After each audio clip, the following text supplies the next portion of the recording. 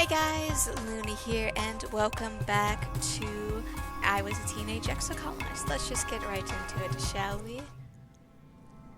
So I talked to everyone, and right now, just need to rest, because got a whole bunch of things. I'm gonna try and relax in the lounge. It's hard to concentrate and relaxing when you're hungry. There's nothing to take your mind off an empty stomach, so you spend a lot of time napping just trying to ignore it. Can't help but thinking there's something else you could be doing. Not much. Funny enough. Look at my memories. I have a decent amount of 5, so I'll get rid of that one. Can I give you a gift? Hey, I got you a present.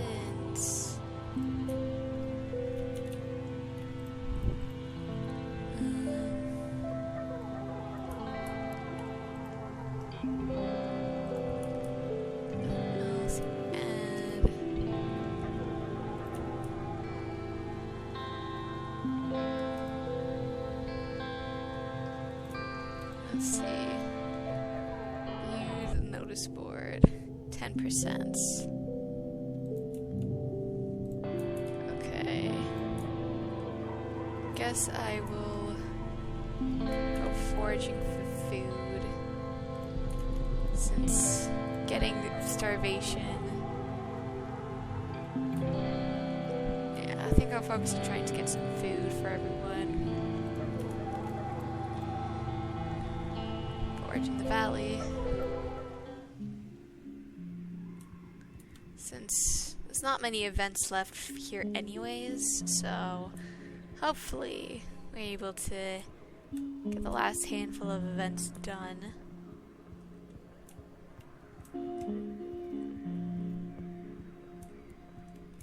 We just kind of had to dance around, making our way through.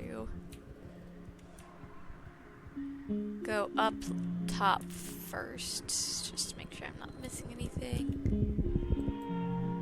Saved you've been saved a few times from Sarah Doom, or at least it's comfort. It can't be coincidence. Someone is taking interest in you. You're being followed. You're beginning to get a feel for this place and its nature. So next time you hear the click of a nest of hungry snap ladders, you walk straight towards you, keeping an eye out for anyone watching you from the trees.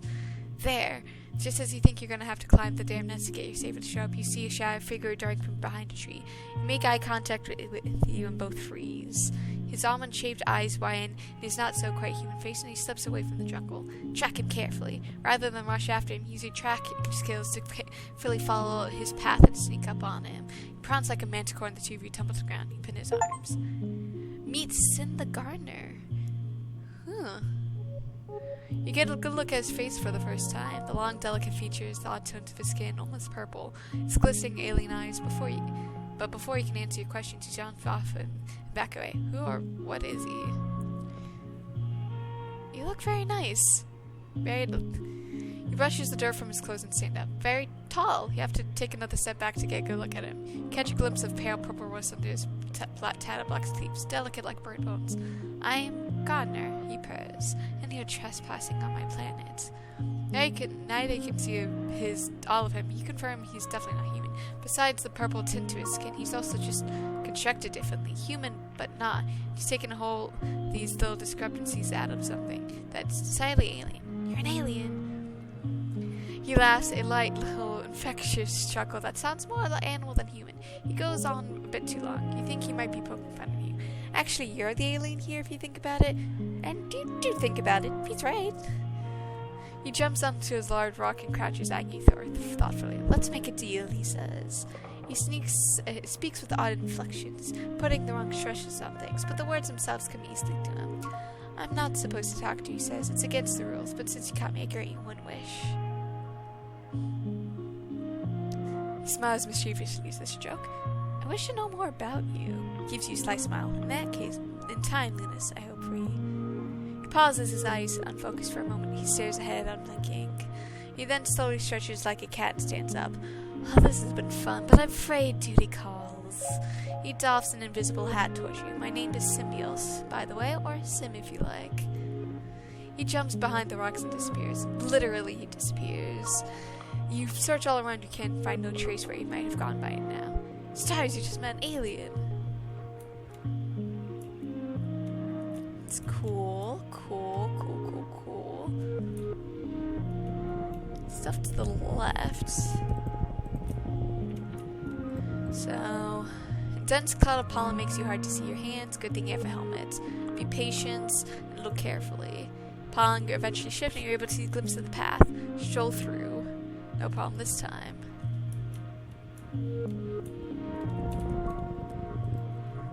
You come across not one freaky but a whole swarm of them, mostly baby ones, about the size of your head. They're all masked and messed with the trees growing up and down the trunk. When you can see the tree itself on the swarm, you notice the same pale pink as the baby freaky. Its tentacle-like roots meander a fairly large distance before plummeting to the ground. When the freaky see you approach, they get agitated. They look hungry, definitely hungry. Like dozens of hungry grapefruit-sized perforated pink spiders. Stuff with nightmares.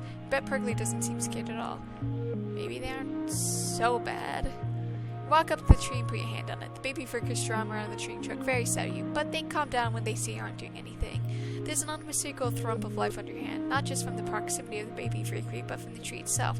It's warm and leathery. You can feel something like a pulse, like it's alive. Well, if I could get any animal points, I would. It seems like the tree itself is freaky. It's just a different phase of its life cycle. Does that mean like little clusters of fruits of its branches are risky eggs or maybe cocoons?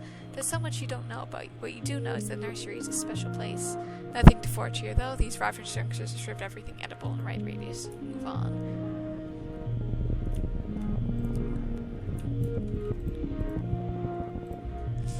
You're alone, exploring an unmapped area of the valley vertical. Pollen sick here, air filters overworked. A light warning has been flashing orange for the last 10 minutes. But plants here never seen before. Flowers with intense rainbow hues and strange lumps of fulcrum matter which pulse as if they're breathing. You cut some samples. Utopia will totally give you extra kudos for these. The pollen's especially thick up ahead, deep fuchsia and shimmering with color. Everything here seems to dance with tiny flecks of light. It's kind of magical. Press forward. Push forward into the suffocating pink fog. It's so thick you can only see a few meters ahead, following the glimmering toward where it's deepest. Come upon a glade where it seems to be strange chaparrals. They loom out in the glimmering fog, each of the shape of an animal. They all form the same spongy, glittering pink substance dotted with finger-length fungal growth. You're so distracted you almost fall into a large hole in the center of the glade. Check for danger. Seen plant-like animals before. These are tapirs, actually predators, waiting to get close. Watch them carefully from the edge of the glade. They're completely still, not breathing. There's low life signs. Good. Look into the hole. At the bottom of the hole is a cave. It slopes down gradually toward the cave floor, only about 4 meters below, then disappears underground. You're not sure how far the caves continue past this point. It's dark down there, obviously not silence. Some kind of strange wind and thick whirring coming from right inside the cave. You hold up the palm and shine your hollow palm light. The cave store glows with pink fungus and air is obviously choked with it. Beeps a loud warning. Climb into the hole. Make your way down the gentle slope and see the cave. Thick shimmering pollen makes it hard to see further than you can see.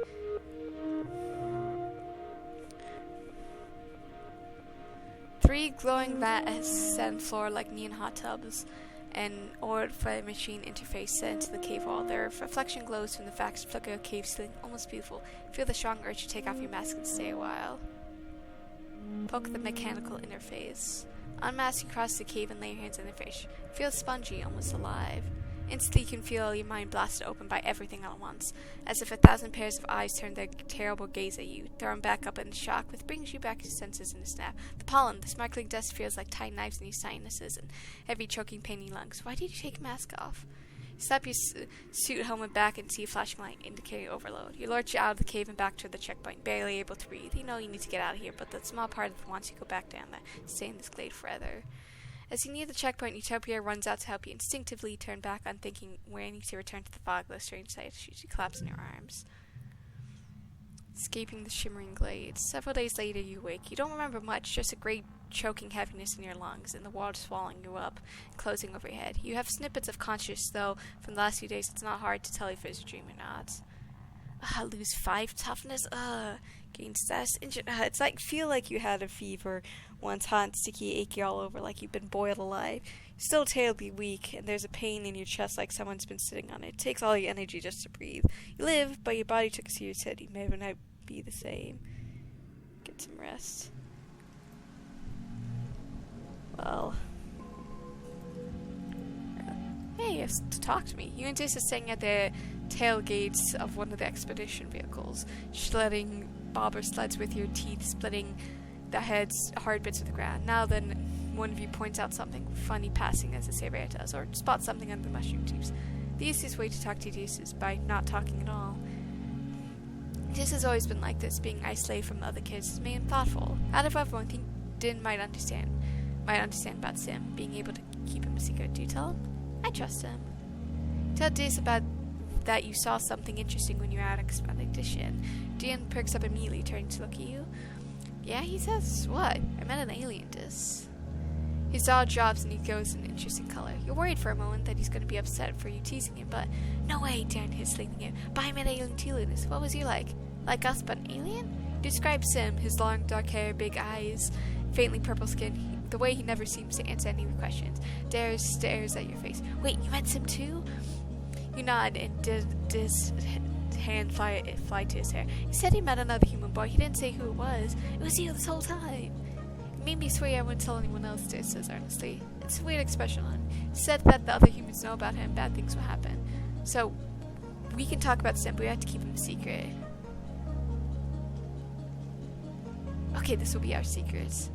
Das will looking serious. Good, he says simply, then reads good. Go back to shelling upper seat in silence, watching the colony go about its business.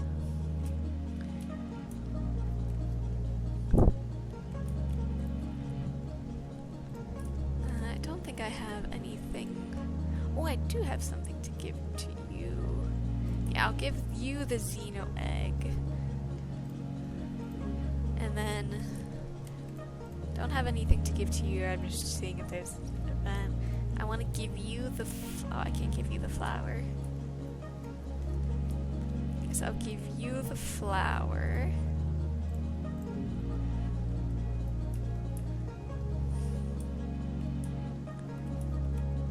I'll give you the blobber flutes.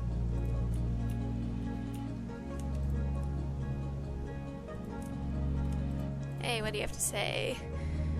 Your mom and dad are taking a midday break in the shade of the trellis and wave you as you approach. Lunas, come here, your dad says, pulling up a crate of food with his foot patting the top and filing. Come spend your time with your own mom and pop. How have your day been? Up. Extraordinary, spectacular. Fearless explorer, mom draws, taking a spread from her canteen. She wipes her mouth with the back of her hand and passes the key back to your dad. Made you friends with any life forms yet?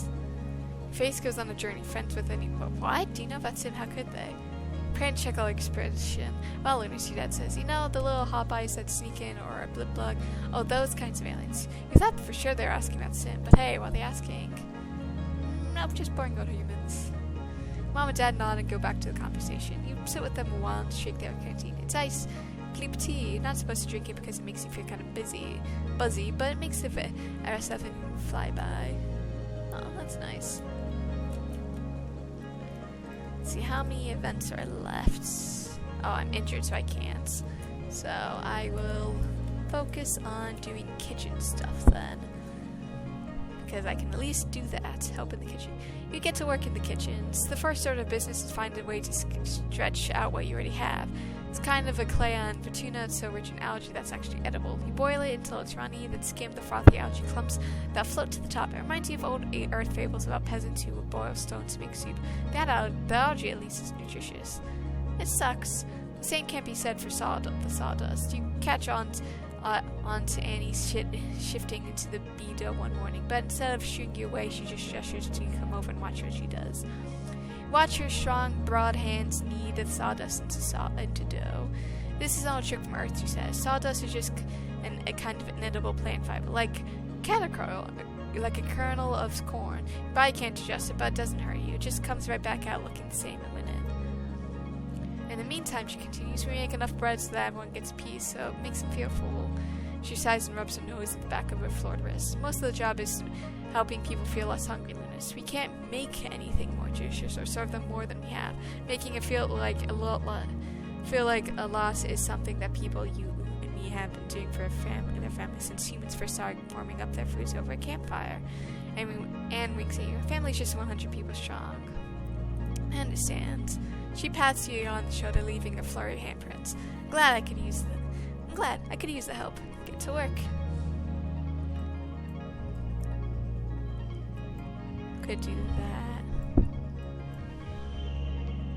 Could do that. Oh, I could have gone more. Okay, it's fine. 52, geez, okay. You're surprised when you wake up in the morning and your mom and dad are still both in their quarters. Usually they're long before sunrise. Pull back the curtain, they look over you with big smiles.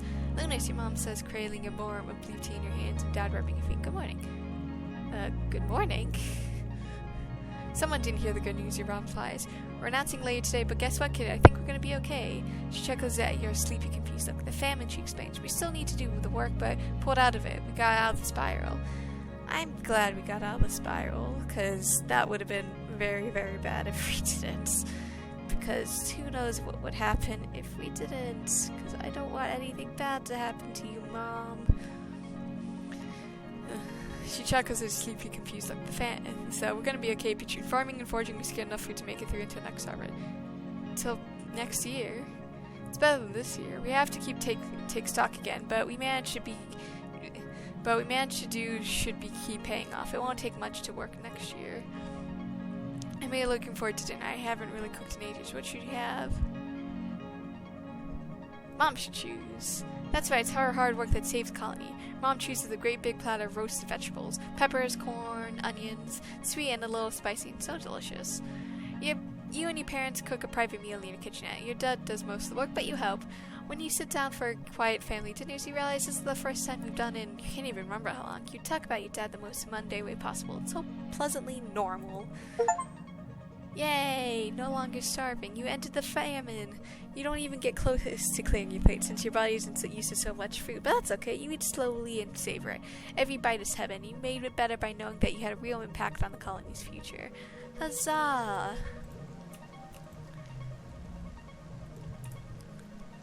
Just gonna quickly talk with everyone.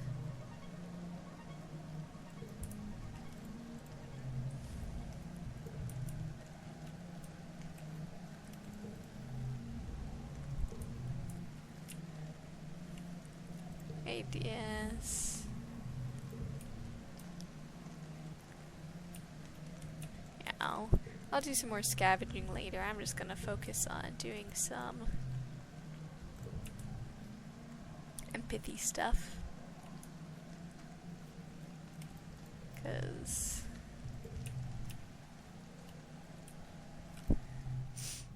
help in the kitchens, because we still need to. Me and Tammy often work together in the kitchen. She splits her time between helping Auntie Anne with the children and helping her in the kitchens. Tammy is a diligent worker, though she sometimes gets a little lost because she wants everything to be nice and perfect when you're just trying to get 100 meals out the door. She always does what she's told with a smile. Annie has been patient as you learned your way around the kitchen, and you're starting to get a real feel for cooking. On the menu today is something Anne and Congruence is called a white sauce, a creamy pale sauce usually made with flour, milk, and butter. Ooh, I didn't realize it was made like that. She wants a big vat of it to serve with dinner today, and she's charged you with figuring out how to replicate it. Wheat flour is in short supply here on Fortuna, but you have a lot of taro flour. The real problem is adjusting the recipe to use plant-based milks and oils instead of dairy. There wasn't enough room on the stressor for bringing livestock. Just be careful you don't burn it. Annie cautions you before she leaves. It's very sensitive burning. You look over to Tammy. Well, she stammers, tapping her fingers against her chest. We can use soy milk from the food dispenser and cook in it, but I'm worried I'm gonna burn it. I always mess stuff up. When Tammy improvises in the kitchen, things usually go wrong. You have no reason to think this time will be any different. How about I give you a hand? Hey, got +1 confidence and creativity. Yay, more friendship. Tammy smiles and blushes. Okay, Luna, she brushes off smiling to get the ingredients. You both consult Congruence on the original Earth recipe, but after a while it's clear Tammy's cooking absolute circles around you. You're wary about substituting so many ingredients, but one of Tammy's strengths is that she's totally fearless in the kitchen. She'll try anything twice. She hums and sways from foot to foot as she stirs the sauce completely at ease. An hour later, Tammy has a small portion of the prototype sauce to taste. Because of the taro flour, the white sauce is actually more of a faint purple. It's a pretty color, especially on Tammy, who has fleckled across her apron onto her tied back hair. She looks proud and a little worried. What do you think? You dip back the spoon of the sauce and give it a try. It's good. Like, really good. You're surprised much on your face because Tammy laughs in relief. Oh, I'm so glad, she says, clasping her hand in front of her chest. I thought we did okay, but I wasn't sure. I'll make a huge pot of it right away. Thanks for your help. Your lilac sauce caused a huge stir at dinner, but it doesn't feel right taking any credit. Tammy did most of the work. Yeah.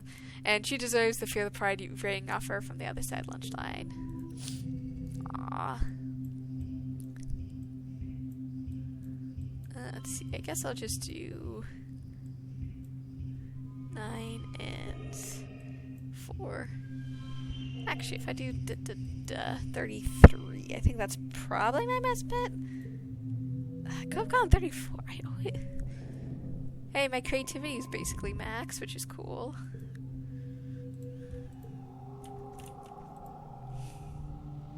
Yeah, of course I'll be careful. Don't you worry, Mom.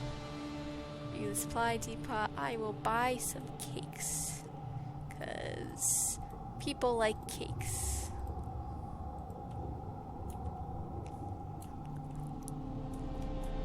Crystal. Hey, Diaz. Can't really do much for you. Hey. Could do watch, but don't get extra points for doing lookout duty. So I'll focus when I can. Focus on trying to make some. I'll do one last help in the kitchen for now. Tammy always knows how to keep things light in the kitchen. She has all sorts of songs and silly rhymes that she teaches you. Songs for kneading dough, for stirring stew, for chopping vegetables, even washing the dishes. It means it's set for her, but she just sings them anyways. It's hard to resist humming along, and sometimes you catch yourself singing them under your breath even when Tammy's not in the kitchen. Aww. 3.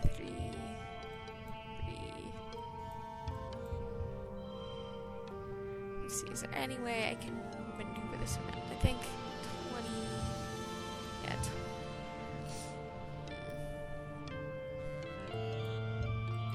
see if I do this.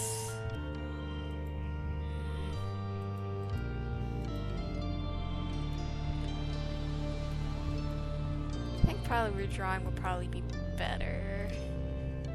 Yeah, that's immediately better. That's 32. I think that's probably my best bet. I could have gone 36. I mean, I could have swapped. Well, my creativity's month, which I can give gifts every month instead of once a season. Oh, that's nice. The war wakes you, wake the dead. It shakes the walls, it rumbles throughout the ship hull and makes your heart skip a beat. You're paralyzed by a sudden clench of fear in your guts. Though through the porthole window you hear metal screeching, people shouting, then another roar, guttural rumbling like the sound of a mountain collapsing, something enormous out there. Run out to face it. You don't know what gives you the courage, but you run out to face the horrible creature face to face. Oh jeez. It has no face.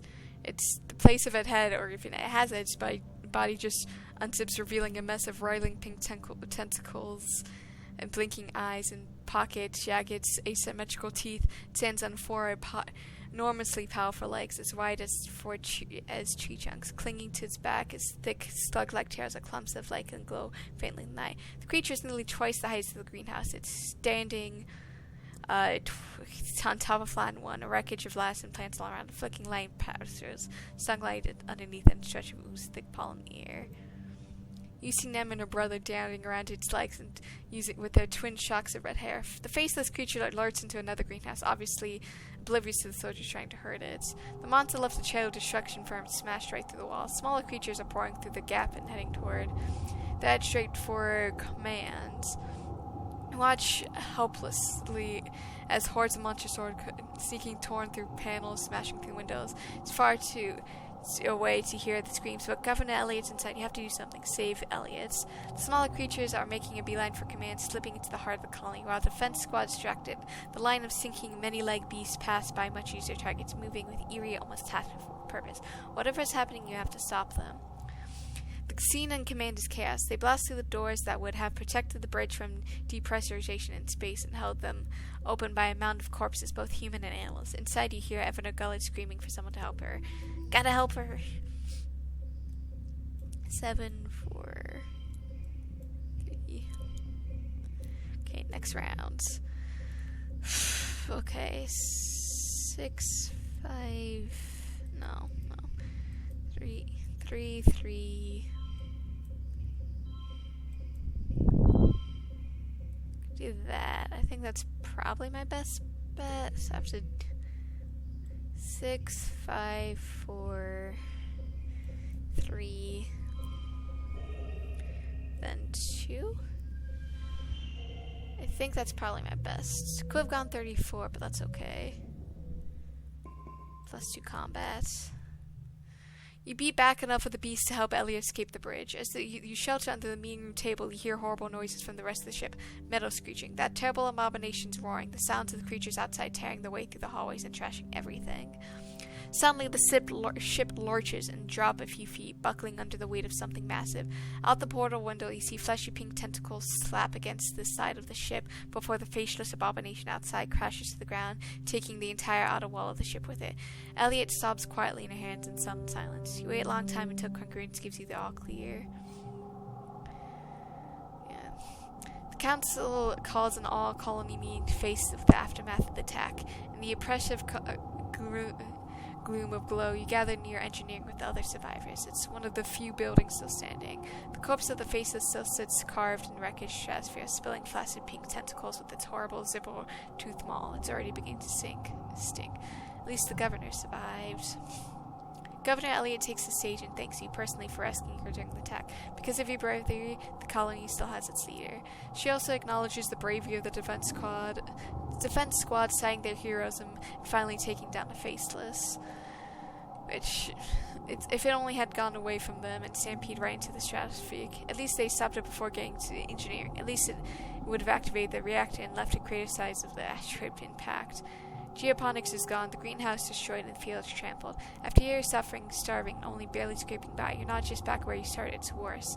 The entire front half of the stratosphere has been destroyed. The living quarters, the canteen, the garrison, the lounge, even the creche. It's all gone, only some stroke of luck that people hiding in the creche were not killed.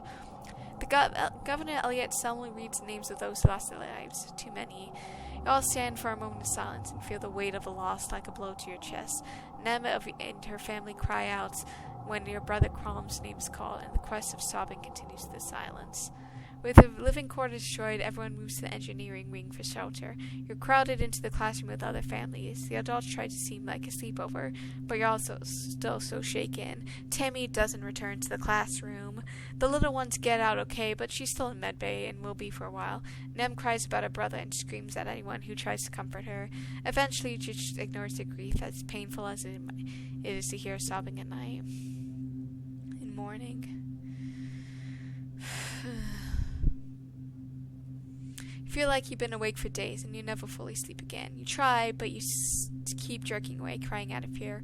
Eventually, you fall asleep sitting up, held in your father's arm. Your sleep is fruitful, but merciful dreams. Rest for now.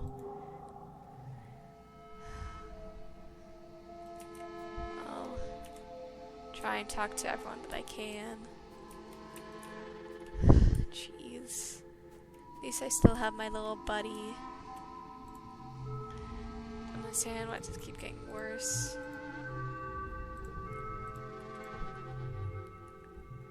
Disgrace, what's the point of it?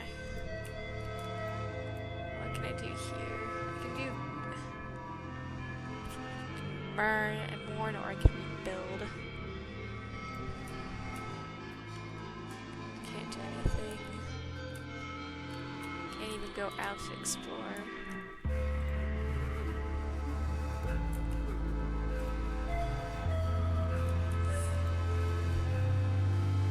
Be thankful for. Yeah, we're still alive, definitely, right, Cal? Well, I'm gonna try and help rebuild at least a little. Actually, you know what? Since it's a new day, I'm going to overwrite and a menu.